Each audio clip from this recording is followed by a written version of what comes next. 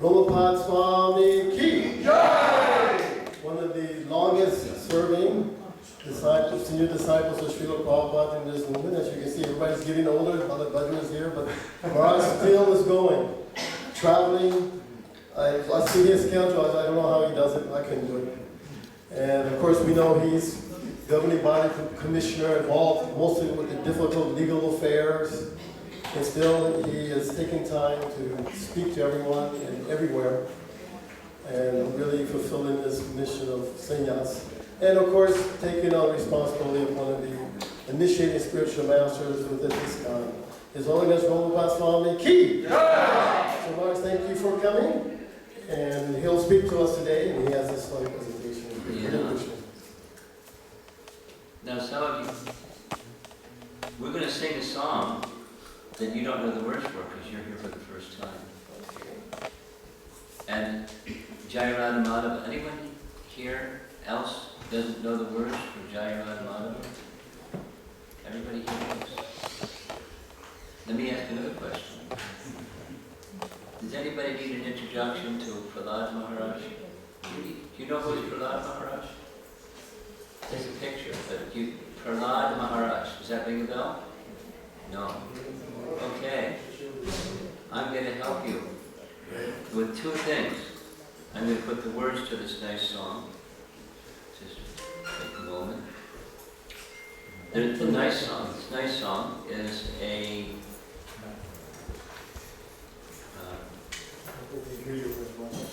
what's that?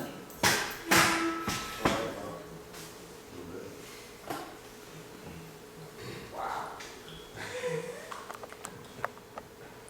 Jai Radha Madhava. These are just names of Krishna in Vrindavan. It's really simple. Jai Radha Madhava. Kunja Vihari. So it's our custom in Hare Krishna movement to sing this song because standard Prabhupada would sing the song before giving class, not always, but standard, so here we are. We'll chant responsibly. Jaya Radha Madhava Kunja Vihari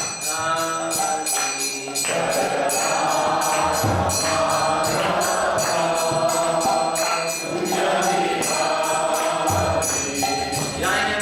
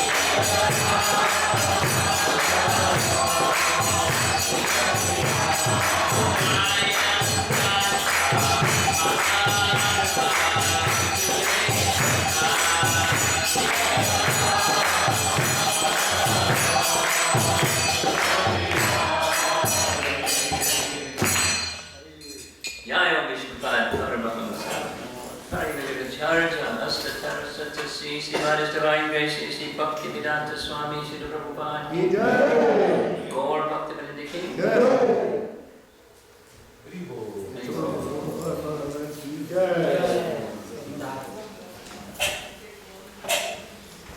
I don't see Siki here. Bhavabhadra. It's 4:45. When do I get the hook? What time should I end? 5:30? 5:30. If you need longer, you can go. We're thirsty for the nectar. Okay. I like to keep schedules. Every now and then, Sannyas left his body, who was a very important person here in Iskcon, Atlanta. Now, I didn't live in Iskcon, Atlanta for any part of my journey in Krishna consciousness, but I can say this from an outsider. So, he's a celebrity, and he's celebrated for his very special qualities. I would say his dedication to our founder Acharya, which enables one to be steady in life of devotion, and we know from the teachings of Srimad Bhagavatam, it decorates such a person with good qualities, and among the good qualities that I know of him, from little interaction and certainly from afar, perfect gentleman, very kind-hearted and caring, radiating happiness, very dedicated to the mission of our founder Acharya, a well-wisher of everyone, those who are superiors, those who are peers, those who are less experienced, very kind, affable, warm-hearted, genuine Vaishnava. And when such a Vaishnava departs our association, it's, even for a remote person, there's sadness and grief. Although I didn't associate with him much, I can only imagine for those of you that did, it's a big loss. But all of us are going to have to go at some point in time. And I'm sure you had celebrations and words of praise and appreciation for all the years and years and years and years of his service, the warmth that he gave to everyone, and may his soul reach Krishna sooner than some of the rest of us.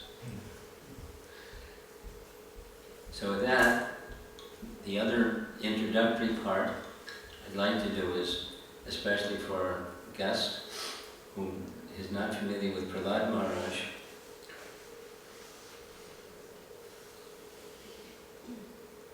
how to give an introduction to Prahlad Maharaj.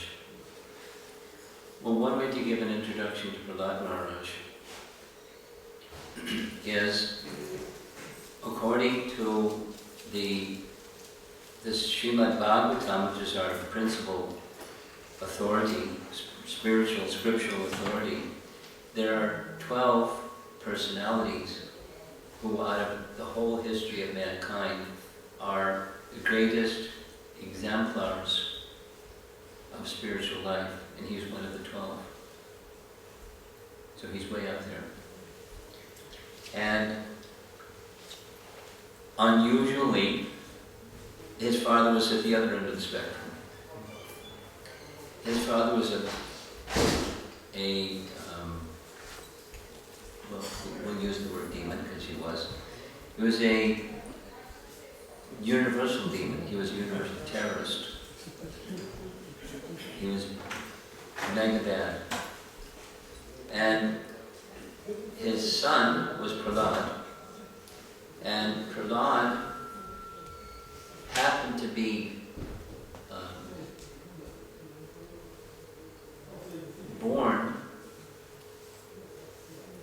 sometime after, obviously after he was conceived in the womb of his mother, but Hiranyakashipu went to the forest to engage in austerities while Prahlad's mother was pregnant.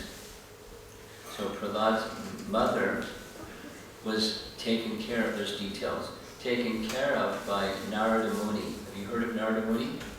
Yes, no, Narada Muni. Narada Muni is another one of the 12. And Muni means learned. So Narada Muni gave spiritual instructions to his mother while she was carrying a child in her womb.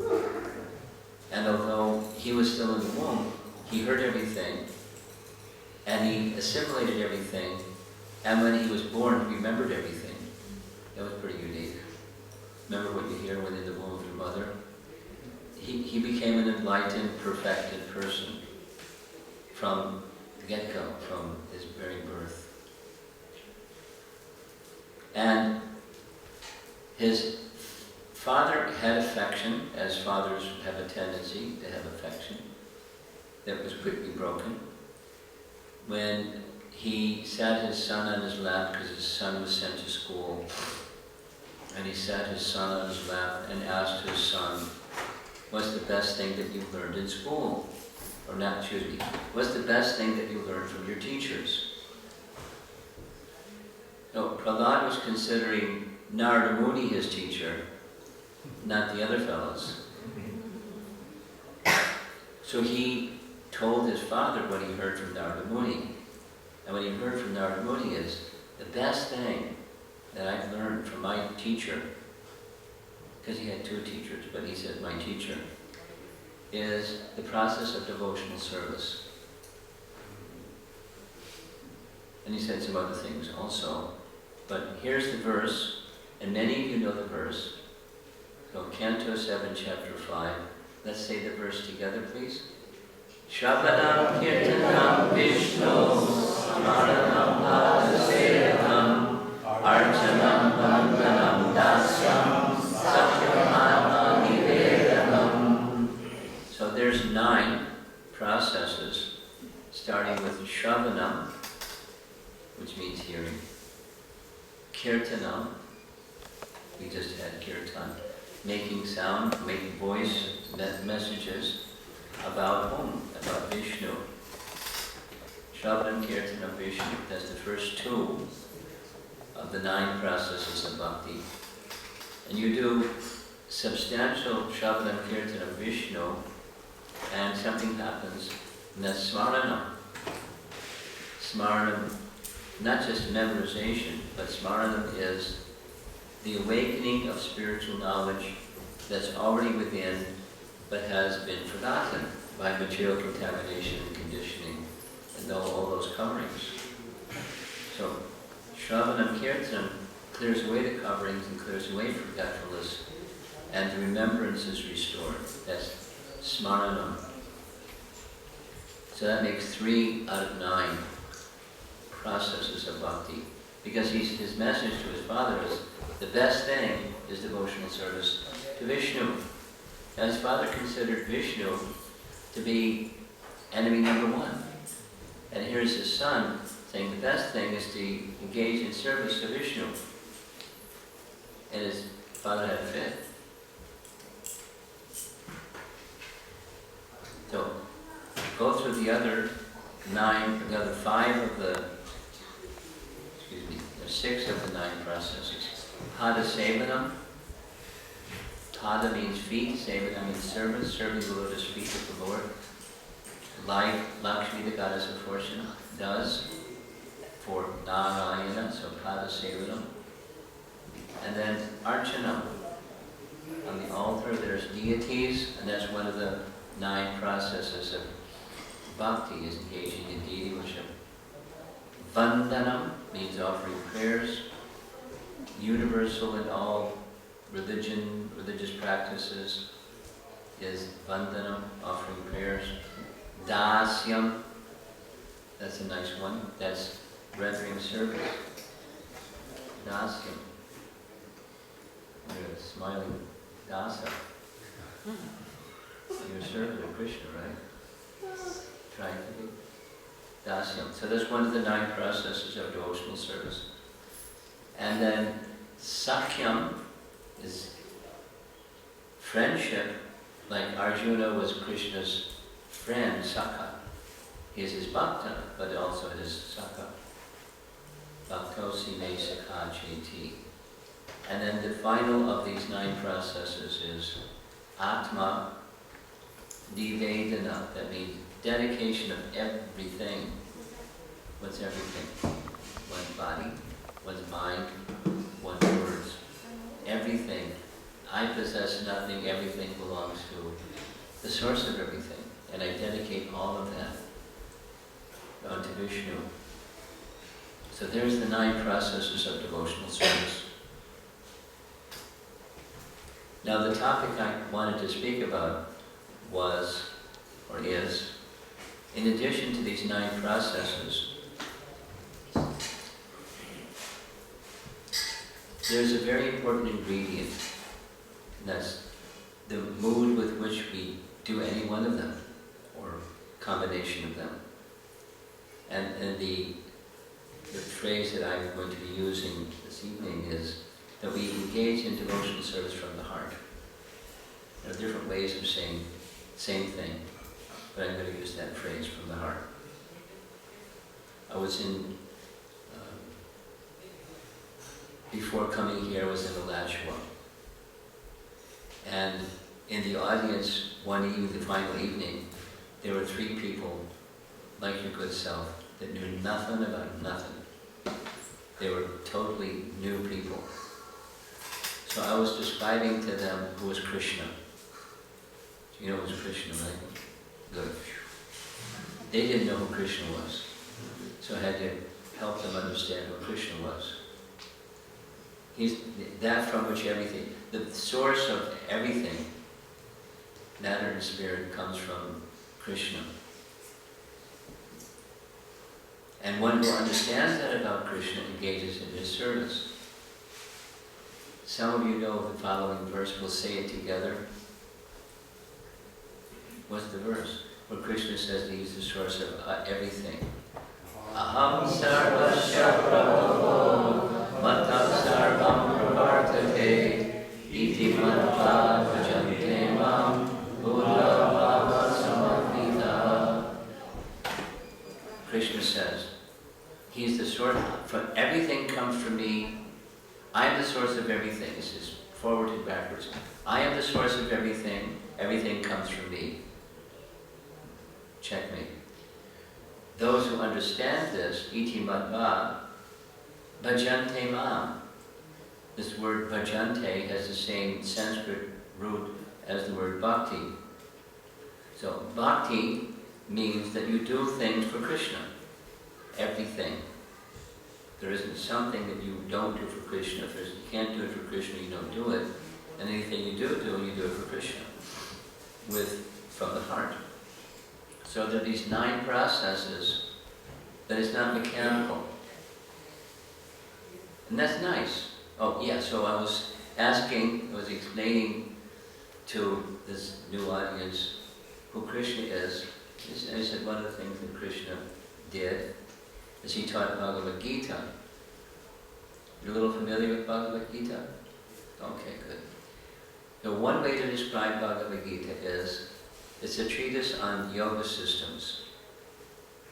And in the West, not just in the West, all over the world, when people hear the word yoga, they think of one thing.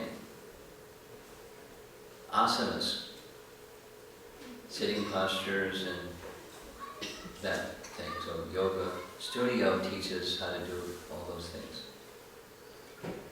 And sometimes they also teach pranayama, sometimes. Generally they skip the first two. The do and do not, they just pass over that. And teach asanas, that's yoga. But that's one part of an eightfold yoga system. So he was describing quickly. They've heard of karma, so they knew what that is. Karma yoga, yoga of work. And part of the yoga of work is to become detached from the fruits of your work so that you can move on to yoga of knowledge, Gyan yoga. And those who become a little accomplished in Gyan yoga may become interested in mystic yoga, or this eightfold yoga system. But then the topmost yoga, and I asked, so what's the topmost yoga? The fellow that had never been there before said, love. Fantastic. The yoga of love is Bhakti Yoga. But when there's love, you just tingle. I mean, you do something. You know, where there's a feeling of love, you render service to the object of love. So Bhakti Yoga is rendering loving service from the heart to the source of everything. And there's 9 processes, which we already discussed, but I want to focus on the from the heart part. Bhakti from the heart. So that's our evening together. In times, sometimes the heart becomes closed. And things feel murky, closed off from the world. You may know this. There's a negative emotion called loneliness. And it's so problematic in the UK. They have a ministry for loneliness, or of loneliness. Because it's very costly. It costs the government a lot of money when people get stressed out due to a feeling of loneliness. So they made a whole ministry to help people from not feeling lonely. That's at the heart level. And they're missing, the solution is bhakti, but they have some other plan. Sometimes it's on the negative side, sometimes it's on the positive side. The heart feels vibrant, receptive, and insecure. And the world that we live in is very confusing and filled with duality. And there's always change. Whatever is at this moment is going to be something next moment. And not just the weather. You know, the circumstances of life keep changing. So how can we get to the stage? This is a nice question to ask yourself. How can we reach the stage where our heart is always soft and compassionately giving? This is bhakti from the heart. There it is. Bhakti unto Krishna. Because the teaching of the Vedas is the constitutional position of all living entities is to serve. Not sure, right? I'm picking on you. You're such a smiley, happy servant. But everyone is serving something or someone because it's our constitutional position. List the objects who we're serving our senses, serving our friends, serving our family, serving our nation, serving our country. If you don't have a nice object to serve a dog. Maybe you know this. Maybe you don't know this. The Detroit Temple was a home that was owned by a man named Mr. Fisher. There was Henry Ford who built cars, and there's the man that designed the cars, and his name was Mr. Fisher. Mr. Fisher lived alone with a dog in this big house. And when he died, in his will, guess who received the house? And all of his resources, because he was a wealthy man, body by Fisher. Woof woof. And then it just sat on the market because what do you do with that? It was in the will. So with some dealing this and that and the other thing, the Hare Krishna movement bought the house. And the two families pooled their resources to buy the house. One was the grandson of Henry Ford. Grandson or great-grandson? Great-grandson. Grandson, thank you. Great-grandson. And the female, I forget, what was her family connection? Walter Luther, the labor. Walter Luther. Most of you from India, you don't know anything about. You know, there was the automobile industry had a labor union, workers in the factories built cars. And Walter Luther was the man that was like the leader of the workers union. And he had a daughter. And his daughter and the great-grandson of Henry Ford bought the house from the dog. I don't know how it worked, how you pay a dog for a house. The purple people looking after the estate, I don't know how it worked. But they bought the house. So if you don't have a clear object to serve, then it's not uncommon. It's not like the only thing that people serve, but serving a dog or a cat, or it's because every living entity on the spiritual platform is a servant, ultimately and originally servant of the Supreme, the source of everything. But if one doesn't know that what is and who is the source of everything, then you serve some other object or collection of objects. And it's just the nature of living entities. We serve. And when we direct that service to Krishna, that's Bhakti Yoga. Now we're going to speak a little bit about service from the heart.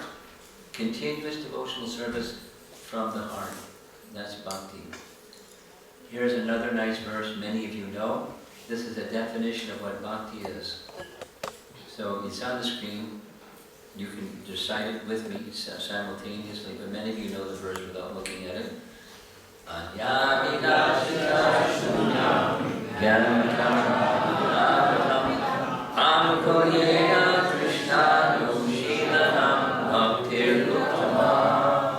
Nice sounding verse. Here's the meaning. The highest bhakti is defined as continuous service or emotions, this is the from the heart part, directed towards Krishna. As expansion forms or others related to him with a pleasing attitude towards Krishna.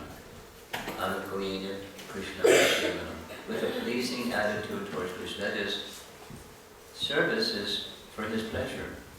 The object is defined, and the purpose in regard to the object is also defined. For his pleasure. It should be devoid of desires for other than the desire to please the Lord. That's the first part.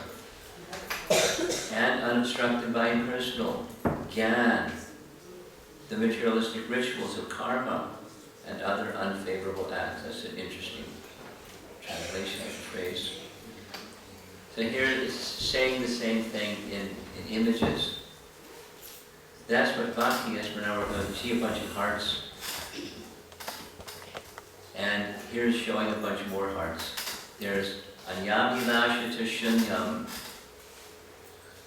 And Jnana Karma Dinavratam Anukoyena Krishnanushilanam. There's the 9 processes of bhakti. This is how we began the class. Prahlad speaking this to his father, Hiranyakashipu. The 9 processes of bhakti. And there's a heart inside that heart. What's that? Krishna is the object of that service. And what's at the heart of Krishna is the object of that service. Anukoyena. Krishna is to be pleased. There's an intention in these 9 processes of bhakti. One thing, the heart of the heart of the heart, is Krishna is to be pleased. And when you, if and when that is the way that you live your life, it becomes really easy to control the mind. We'll say it negatively. If you don't have that intention, it's really difficult to control the mind. I was just sharing this out in the suburbs with some families gathering. On the flight that came from Florida, because that's where I was before here, to Atlanta, you know, you have to get on the plane train. So I got on the plane train. As I was getting on, this young American fellow said, looked at me and said, "Are you a monk?" I have a line I like to answer people when people say, "Are you a monk?" I didn't say it to this young guy. I said, "It's not Halloween." Anyway, I said, "Yes, and not only that, I've been a monk for over 50 years. So then he wanted to know, I'm getting into Buddhism, and I'm hearing a lot about mindfulness. Do you have any tips you can tell me about mindfulness? So we got on the train, and the door closed, and I said a number of things. I said there are different techniques of mindfulness or meditation, but the most effective one is sound. He didn't nod, he just was taking it in. I said, just like in your Buddhist practice, they have a gong, right? And they hit the gong. Boom.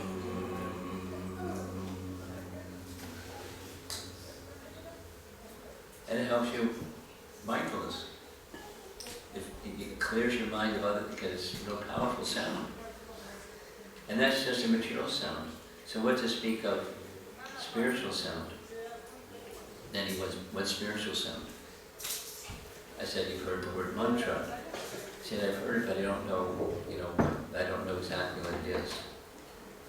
So I'm just, sharing with you a little, we're writing out of this plane train thing, and I'm telling him how to do mindfulness.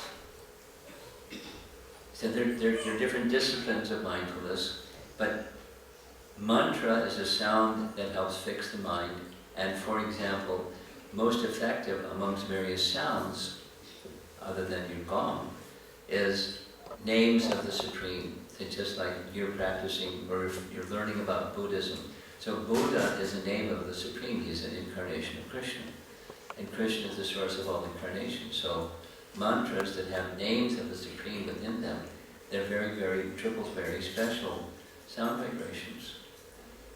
So when you're doing your meditation, I recommend you find out about mantra and sound, and how sound can help you fix your mind in mindfulness. I said a few other things, which I'm not going to go into right now. But it's not just make a sound. We're all making sounds. And most of us, many of us, if not most of us, are regularly chanting the Hare Krishna mantra. And how many of us would like to raise our hand and say, you know what? When I'm chanting the mantra, my mind is in mindfulness mode. My mind doesn't wander at all.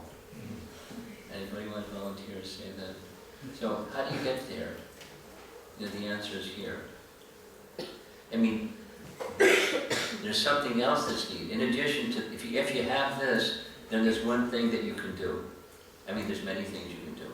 But something that will help you especially is hear the sound. Won't go into what we discussed because the clock is ticking and the bell at 5:30 is going to ring, and I'm going to have to close shop because I want out of the schedule. But if you hear the sound, say if you don't hear the sound, it's real easy for the mind to go all over the place. The mouth can go, but you don't hear the sound, and the mind is all over the place. But if you hear the sound of the mantra, according to scripture and practical experience and the teachings of our predecessor acharyas, the mind becomes stunned. Ear conquers the mind. I could elaborate with some scriptural teachings, but it's a fact. And if you want to become proficient at yoga practice or mindfulness or bhakti yoga, what we're doing right now is, making some sound and hearing. It is going to affect each one of us positively, but in different degrees. And it has everything to do with the attentiveness with hearing. And something drives attentiveness. It's right at the center. It's intention drives attention. I'll say it again. Intention drives attention. This is the month for book distribution. Many of you know. I probably have a big plan here in Atlanta, and I'll just, rah-rah book distribution. Because I, like Charadeshna and Balabhadra and many other devotees, Sikhi and many other devotees, dedicating years and years and years and years and years, and then some more years, to book distribution, because it's what Prabhupada wanted. So one of our leaders in book distribution is Vaisheshika Prabhu, and he often says, and it's true, where attention goes, energy flows. It's cute. I'll say it again. Where attention goes, energy flows. Let's say it one together. Where attention goes, energy flows. So he would want us to draw our attention to this is a time for book distribution, because where attention goes, energy flows. And then I've had some private discussion with him, and where attention goes, that's where attention goes, where energy flows.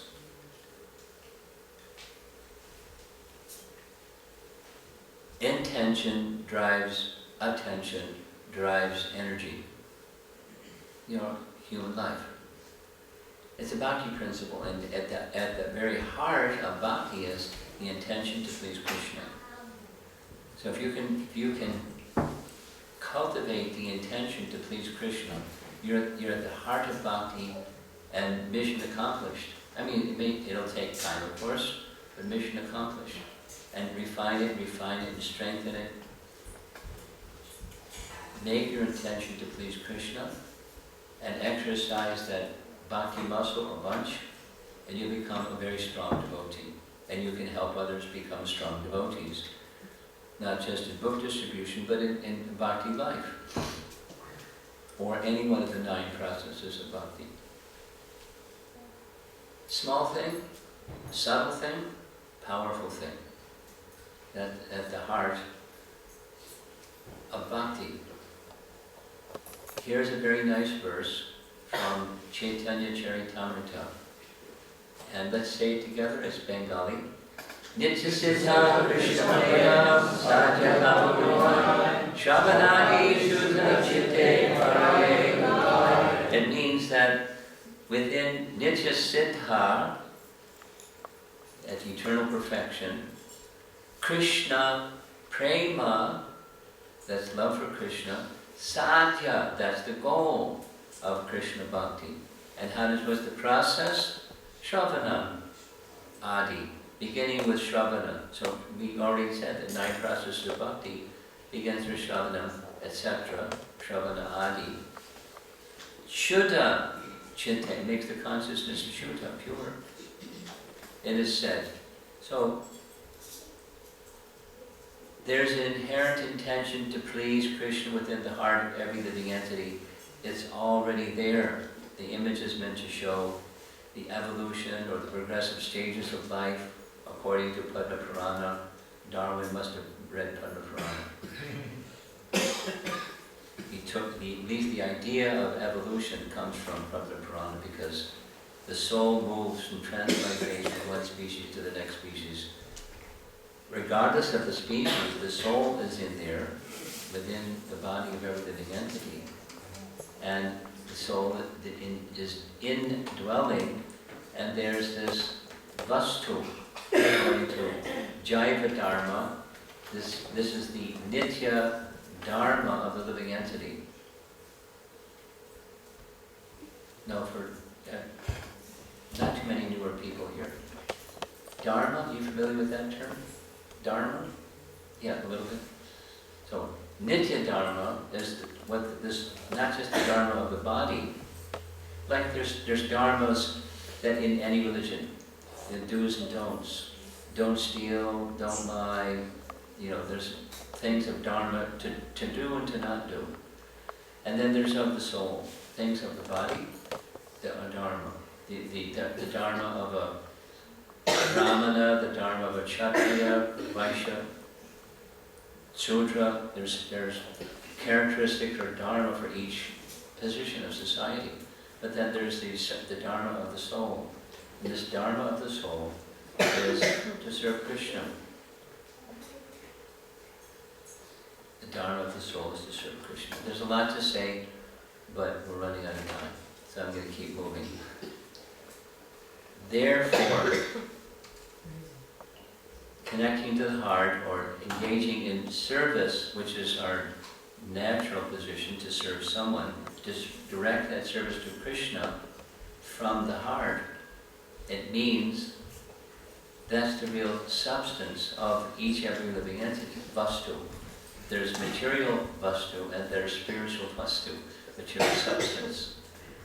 And that's the living entity's nitya dharma, which is trying to please Krishna. So it's just connecting with who you are. Here's a quick one. Radio interview with Srila Prabhupada in the late 60s, 68, something like that, New York Post, radio interview. Swamiji, you came to this country. You must have come with a message. Would you like to share with us? What is that message? What is the goal of life? Prabhupada, know yourself. 2 words. Know yourself. Pause. Reporter, know yourself. Prabhupada, know yourself. Strong. Nitya Siddha, or Nitya Dharma. The constitution of living entity is to serve, but to serve Krishna, and to know who you really are. You're not going to, say positively or negatively, you're not going to find out who you are unless that tendency of who you are to be a servant of someone or something is directed to Krishna. Say it positively. If you want to know who you are, direct that tendency to serve towards Krishna. And then you'll know who you are. And otherwise you won't. And you can, like putting on a set of clothes, you can put on some identity. This one, that one, lifetime after lifetime, and you don't know where we're going after this lifetime, but we're going somewhere, and wherever that somewhere is, we're going to be serving because that's who we are. And to know who you are is to direct that tendency for service in a pleasing manner, with the desire to please Krishna, towards the object. The object with a certain mood. Bhakti means Krishna becomes the object, Vishnu or Krishna. Shravanam Kirtanam Vishnu, but with the desire to please. It makes all the difference between spiritual material or achieving the purpose of life, the goal of life. Here's another nice little statement. Executing the process of bhakti is to uncover that real substance, the who we really are, the nitya, dharma, substance, the seed of intention to please Krishna, and allow its natural life to flourish. So there's Krishna, there's a little plant, we want to nourish the plant. You give the plant some water, but there's a soul also within the plant, so you can benefit just like those fortunate plants sitting on the back next to Prabhupada's Vyasa-san. They're getting lots of spiritual benefit hearing the kirtans for who knows how many years. Great spiritual benefit goes to those plants. And when that intention to please Krishna does flourish, all material preconditions, I'm this or that or the other, socially, intellectually, economically, all of those circumstances are surpassed. And when doing so, it's beneficial to you and to anyone who you come in contact with. It's like that simple example of watering the root of a tree and then all the parts of the tree, leaf, branches, twigs, trunk, everything, you name it. Benefit goes just by watering the root. So bhakti is like that. And the emphasis here is, that's bhakti, and then there's bhakti with the intention to please Krishna. And when bhakti with the intention to please Krishna is the way that you learn to live your life, that's knowing who you are, and others also get the maximum benefit.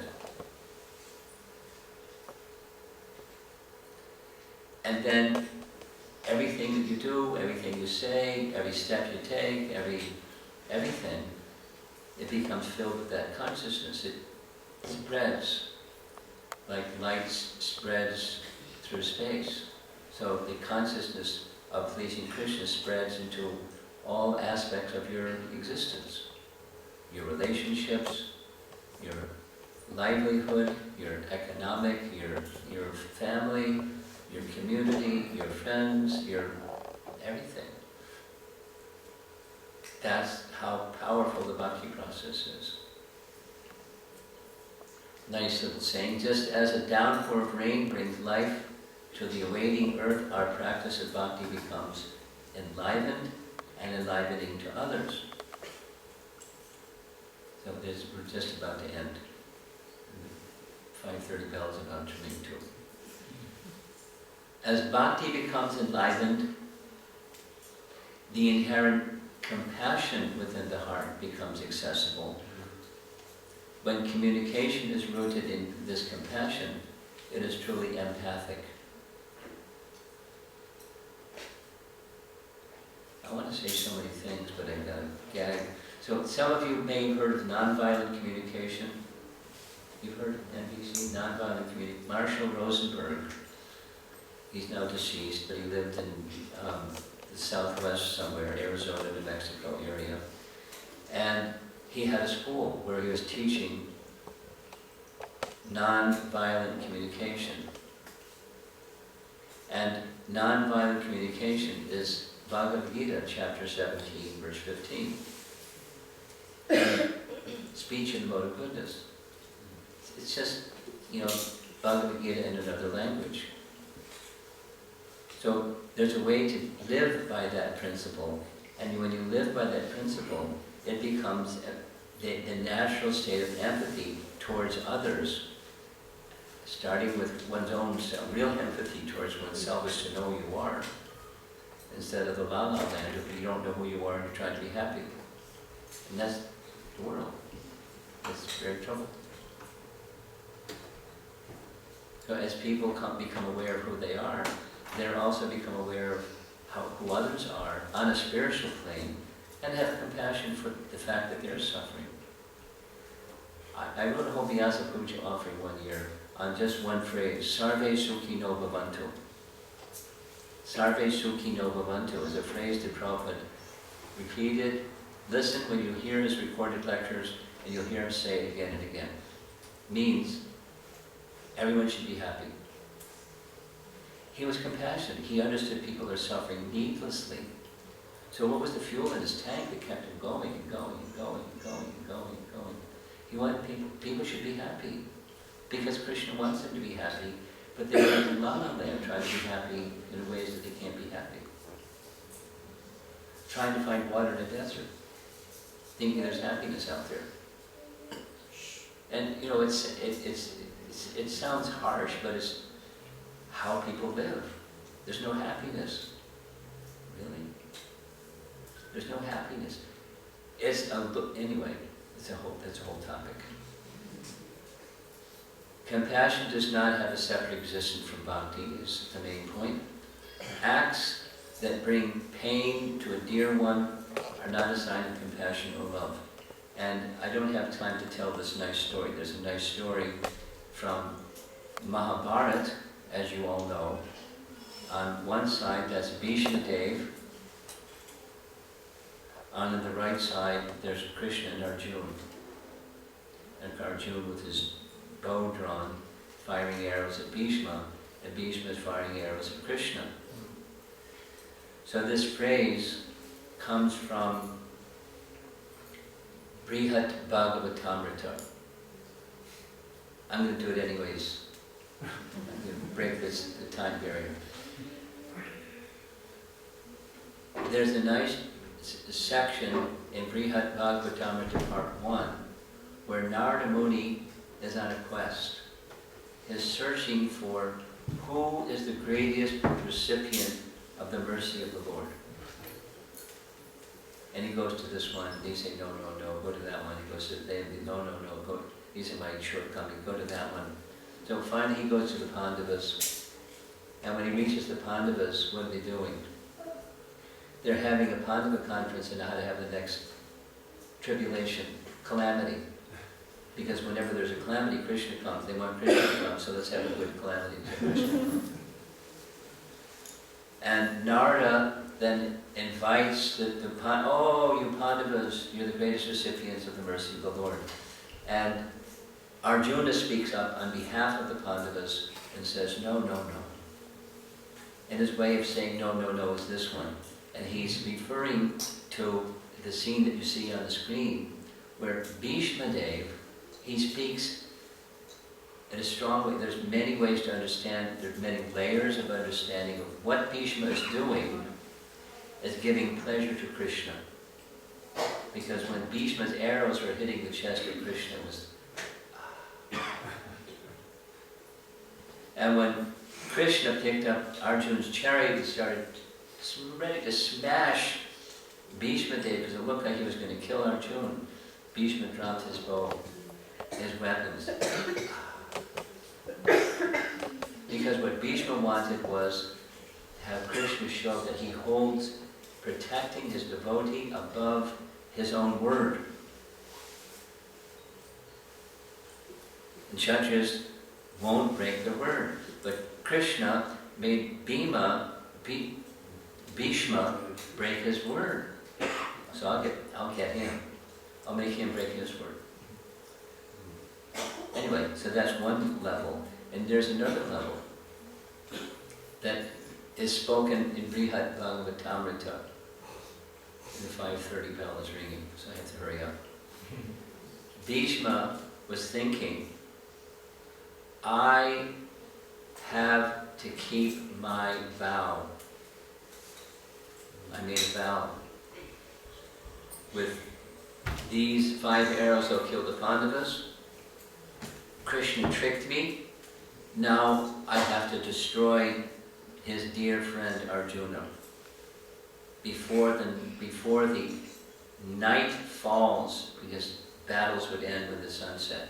Before the sun sets, I will kill Krishna, I will kill Arjuna, or Krishna is going to break his vow.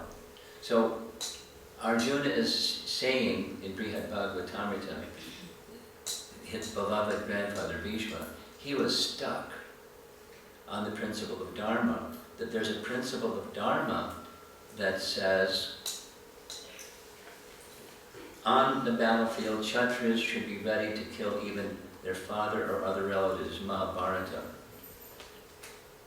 And it's Manusamhita. So I am a Kshatriya, and even this is my beloved Krishna, I'll kill him, because Kshatriyas will kill anyone. And Arjuna's thinking, he's become mad. Krishna, the wielder of Sudarshan Chakra, tolerated for my sake those repeated attacks of grandfather Bhishma. And when I remember that incident, It brings grief in my heart. And then, how can I feel? You come here, Narada, to praise me, oh, you're the greatest recipient of Krishna's mercy. How can I feel any happiness? Because acts that bring pain to a dear one are not a sign of compassion or love. Anyway, bhakti from the heart. That's the subset of this little presentation. I've got to go quickly. I'll read. When a person takes shelter of bhakti, mercy towards all living entities is a natural quality. Compassion does not have a separate existence from bhakti. The quality which, when offered to the Lord, is called bhakti or prema, becomes friendship, compassion, and indifference when directed towards other living beings. It is a feeling that is inherent in the eternal nature of the soul. In the spiritual realm, this quality manifests only as friendship, but in the material world it manifests as friendship towards devotees, mercy towards the innocent, and indifference towards the offenders. These are but different aspects of the same compassion. One more. This is from Bhakti Yoga. I'm reading from Bhakti Yoga.Everyone's writing, by the way. In the conditioned state, that's us, by the way, this compassion is extremely stunted. It starts with affection for the individual body, then widens to include attachment for one's household, then to Varna, then to the countrymen, expanding it may grow to include the human beings of the whole world. However, compassion becomes complete when directed towards all living entities. Patriotism is but a limited aspect of this sentiment in relation to a country. Philanthropy is compassion directed towards all humanity. However, Vaishnavas should not be limited by these mundane sentiments. They should have compassion for the complete range of living entities, not wanting to cause harm to any of them. So, sarve sukhino bhavantu. Same, in short phrase. This is taken from Chaitanya Shikshamrita. And I don't know what I'm going to do to finish.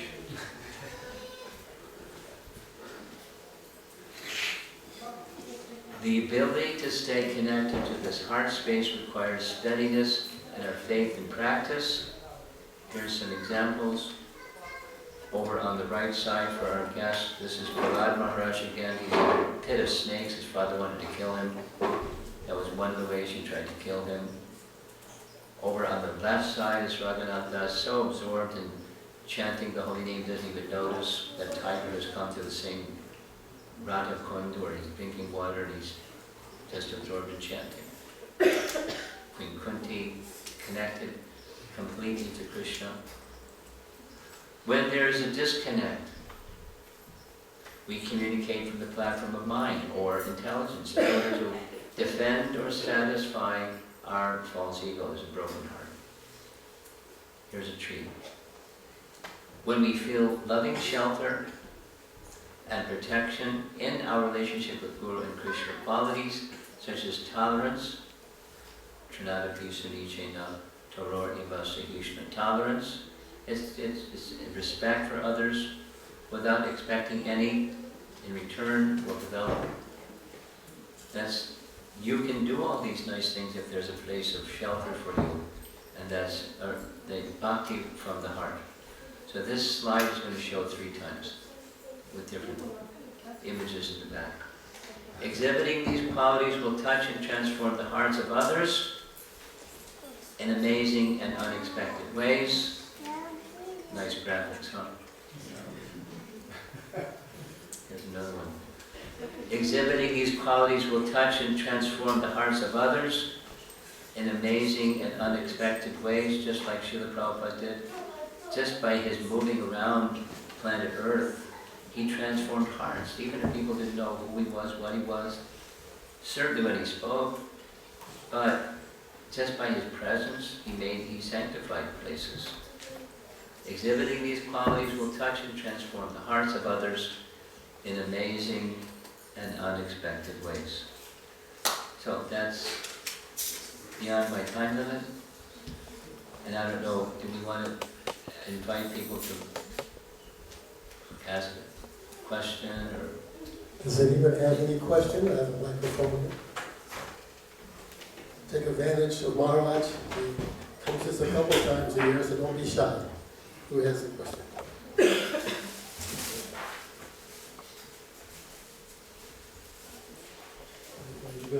There's Bhagavadra.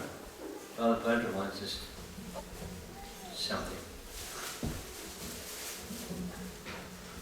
Thank you much. Appreciate the enlightening discussion. And the plug for book distribution. Quote unquote religious tradition, can they exhibit bhakti? Yes. I mean, excuse the tone.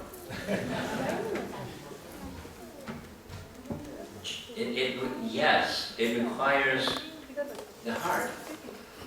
The teachings may somewhat differ. The principles don't differ much. Is it possible?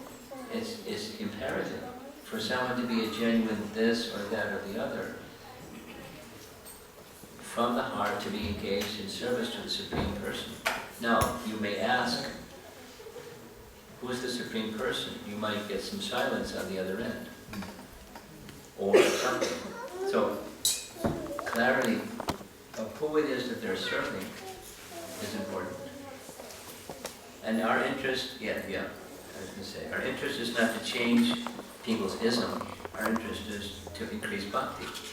And is it possible from any tradition? Absolutely. Let's say it the other way. People who are actually doing that, they feel camaraderie with one another. Because bhakti principle is the prominent principle in their life. And it gets into the ascension thing. If you don't have that essence, then you think the covering is the essence, instead of the essence is the essence. The rituals are the essence. You don't do our rituals, so there's something wrong with you. Do our rituals and you're okay. Or have the faith that we have anyway. And then we would say, let me hear how you are following your own teachings. Anyway. And so bhakti requires all of that. There's another.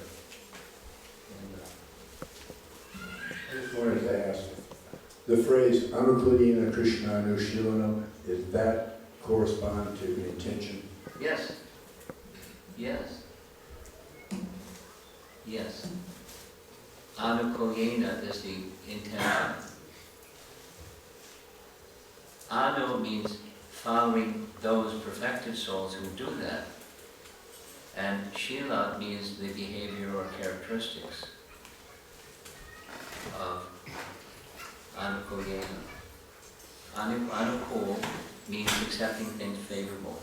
Anukul. Anukul yasya sankalpa pratikul yasya. So Anukul means doing that which is pleasing to Krishna. Unto whom? Unto Krishna. Krishna Anushilvanam. That's the heart of attention. Anyone else? I'll ask a question, Maharaj.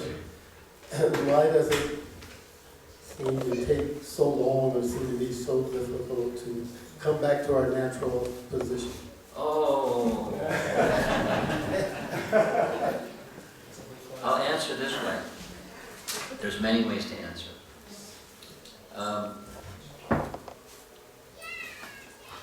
Parampara knows there was a time when I was visiting in Murfreesboro, Tennessee. Murfreesboro, Tennessee. And somebody was coming to Anti-Krishna's program. They said, oh, I want to have a home program, my home. We're over in Timbuktu, and if you'll come, I've already got 30 families that say they'll come. So can you come? Can you come? It's okay. But let me give you some advice. 30 families? half of them will show, and they'll come with time for prasadam. And oh no, they're friends, they'll come, they promise. I said, okay, let's see.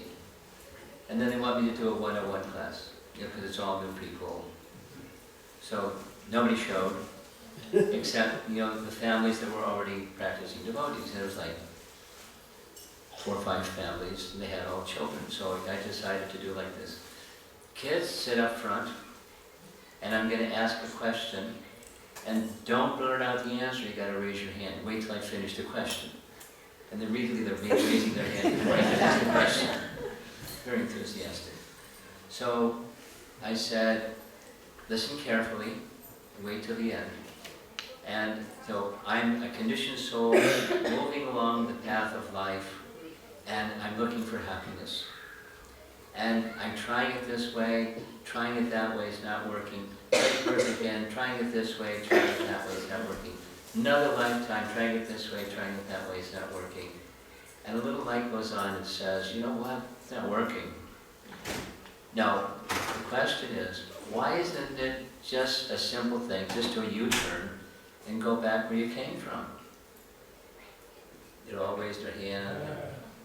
And then I called on some of them, they didn't have anything to say. They just then there's one very young girl right in the front. And so she just gently raised her hand, and I asked, okay, what would you like to provide as an answer? She said, the intelligence says I want to go back, but the mind says I want to enjoy. Okay.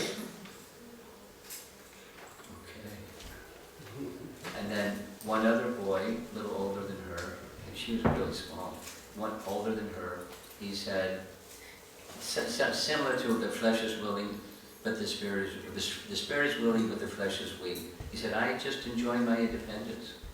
It was really blunt. I enjoy my independence too much. I can't just do a U-turn. I want to be independent. So there you are. And we're conditioned. We may, for some time,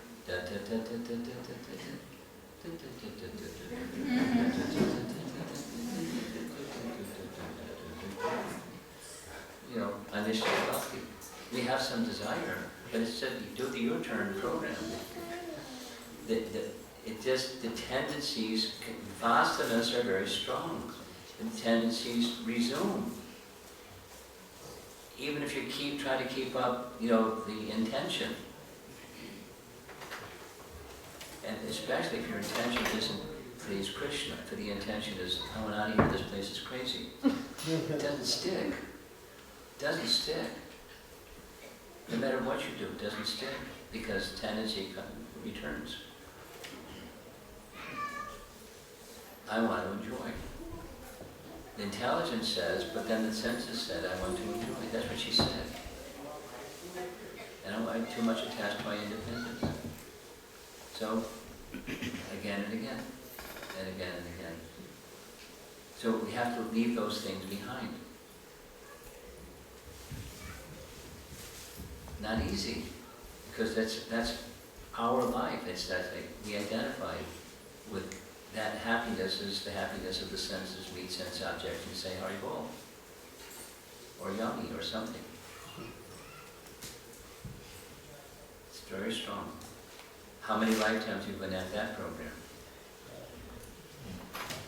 It's a very strong tendency. Okay. So we're going to end. Can we end? That's it. His Holiness Romapada Swami Ki!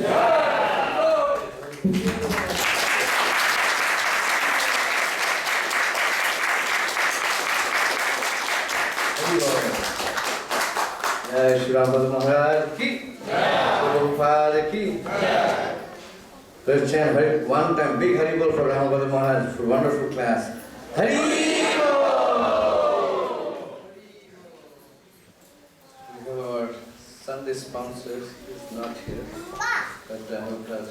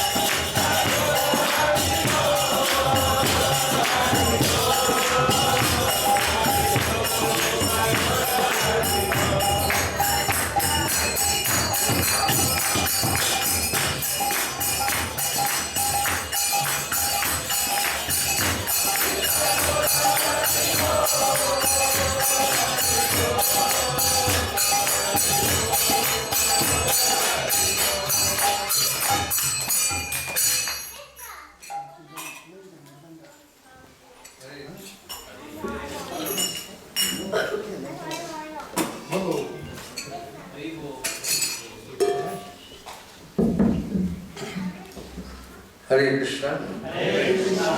So today we have our sponsor, Namita Khanna family. They are sponsoring because they want to feed all the Vaishnavas who have come for the Sunday feast. Haribo! They are not here, but they are watching online, but they will be here by 7 p.m. So, can we pray for this wonderful family by raising our hand one time? Hare Krishna, Hare Krishna, Krishna Krishna, Hare Hare, Hare Rama, Hare Rama, Rama Rama, Hare Hare. The Gita board. So, we have 24th is Gita Jayanti, 24th December is Gita Jayanti, but actually it's 22nd, but our temple is celebrating Gita Jayanti on the 24th Friday, Sunday, December. So please come for Gita Jayanti. There is very big Jagya. And those who are sponsoring Bhagavad Gita cases, you can sit in the Jagya and offer oblation.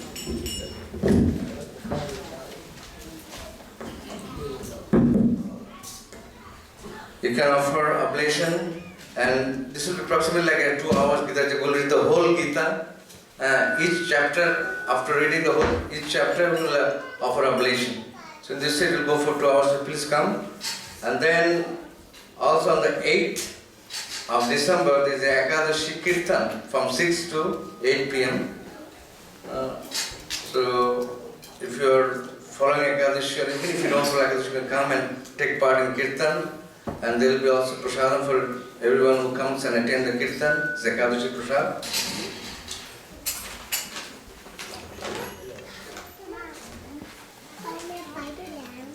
So, then on the 24th is actually Sunday Gita Jayanti, then it's 4 p.m. to 6 p.m. is actually Jagya. From 6 p.m. there will be Arati, 6:30 there will be a maybe small discussion, then 7:15 there will be a prasadam for that Sunday. And then you mentioned about December 10th, next Sunday. Hare Krishna. Those who don't say Hare Krishna, I've been told you won't get prasad. Hare Krishna. Hare Krishna. Krishna Krishna. Hare Hare. Hare Rama. Hare Rama. Rama Rama. Hare Hare. So next Sunday, which is December 10th, is our celebration of the life of His Grace Chaudeshna Prabhu. It's going to be a wonderful celebration. Devotees have contacted me from all over the country. Hridayananda Maharaj, Bhushra Prabhu, Anutama Prabhu, all these devotees want to come and appreciate, on Zoom to appreciate Chaudeshna. Balavanta, of course, from the Lanchwood, Kardama Muni, so many different devotees. As Maharaj was saying, this Chaudeshna is a very, very important devotee, not only to Atlanta, but to Iskcon.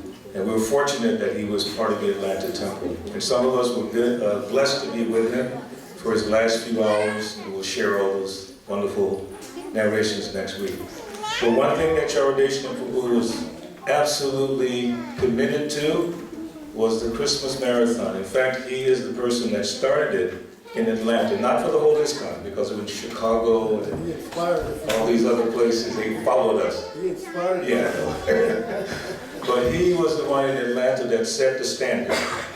The Christmas Marathon used to be 3 days, then it became a couple of weeks, now it's like 2 months practically, November, December. But Chaudeshna would go out after Mangal Arati, 4:30 in the morning, go to the airport, and all day long distribute books.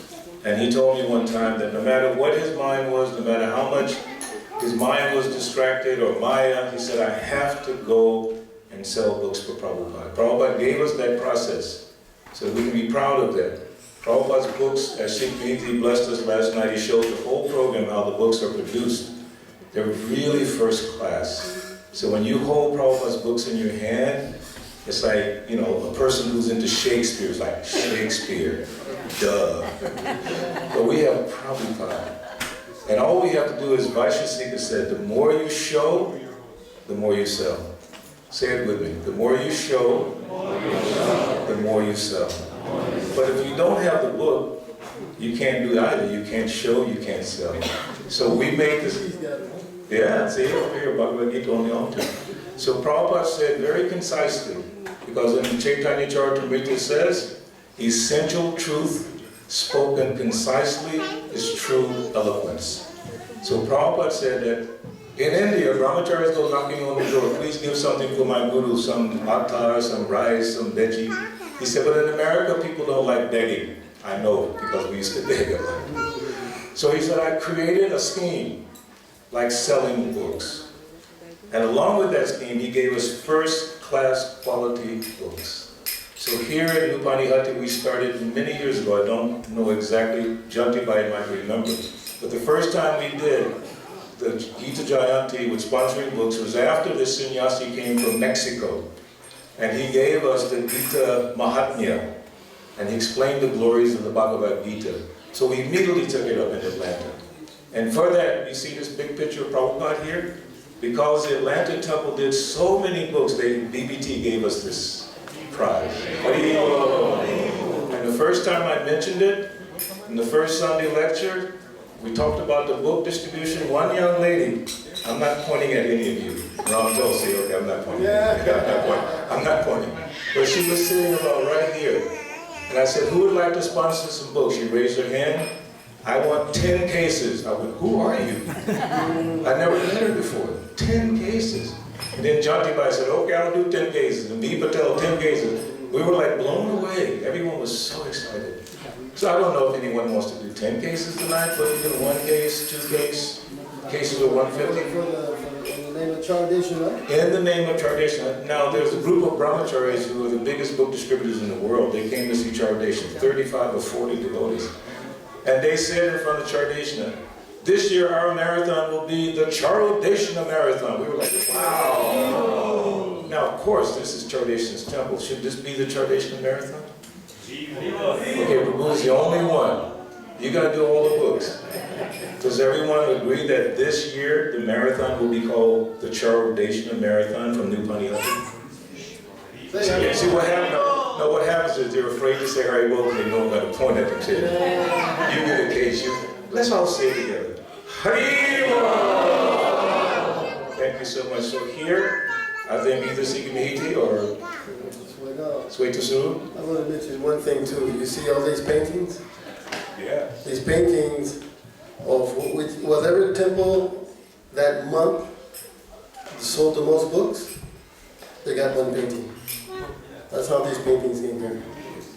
So you can see how many months there's Alanta Temple, and there's a lot of competition. It's very fierce. So anyways, you want to say something? We can go ahead and ask now. Those who want to sponsor, please raise your hands and let's get some sponsorship today. How many people have we done? Let's give a round of applause for Kunal for sponsoring 2 cases of Bhagavad Gita.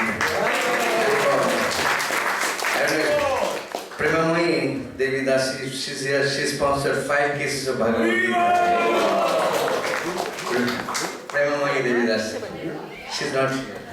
And then Ritesh Pradhanji, 1 case. Then we have Dr. Sanyal and Samananda Sanyal family, 1 case of Bhagavad Gita. Let's give a round of applause for Haribol. Anybody else? Haribol, 2 cases by. What's your good name? Spiritual name? Rishikesh Madhav Prabhu ki jai. And Jayalakshmi Sanatan Nitai Das Prabhu, how many cases? 1 case. Haribol. Shiki Mahiti Prabhu, 2 cases Bhagavad Gita. Haribol. Bhagavad Prabhu got 1 case, they were just. That 1 case was a donation. Yeah. I'm responsible. Okay. He's also sponsoring a case of Bhagavad Gita. Let's give a round of applause for Bhagavad Prabhu. Haribol. Anybody else? Please. Lakshmana Prabhu. You do one set every year. Haribol. Lakshmana Prabhu. The goal is 108. That's it? How many we have? 40 cases. Only 40 cases are left. So if you want to be, We need 40 cases, 60 cases. 60, oh, 60 more. 68 cases. So 60 will go. So if you want to get the honor this year, you need to do quickly too. As we get closer to Gita Jayanti, finish.